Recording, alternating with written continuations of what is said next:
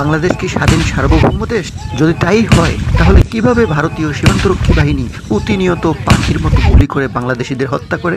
এটা যেন ভারতীয় সীমান্তরক্ষী বাহিনী বিএসএফ এর কাছে একটা নিয়ম মাফিক রুটিনে পরিণত হয়েছে। বাংলাদেশি তরুণী ফেলানিকে হত্যা করে কাঁটাতারে ঝুলিয়ে রাখা কিংবা প্রতি বছর কয়েক শত বাঙালিকে হত্যা করা বিএসএফ এর কাছে যেন পান্তা ভাতের মতো মনে হয়। তবে প্রতিবেশী দেশের সাথে এই কেমন সম্পর্কের খেলা চলছে?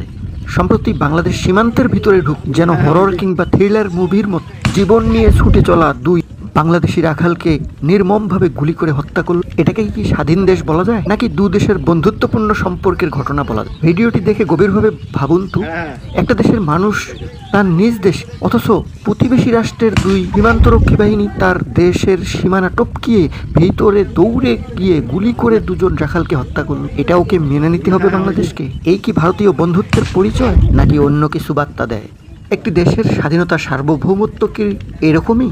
অন্য আরেকটি দেশের ভিতরে ঢুকে দৌড়ে গিয়ে বিএসএফ দুজন নিরীহ মানুষকে হত্যা করবে? বিষয়টি বাংলাদেশিদের নতুন করে ভাববার সময় করে দিয়েছে। বন্ধু হলে তো বন্ধুদেরকে মারা কথা নয়, তবে কেন এই হত্যাকাণ্ড? এটাই কি তাহলে বন্ধুত্বের আসল পরিচায়ক?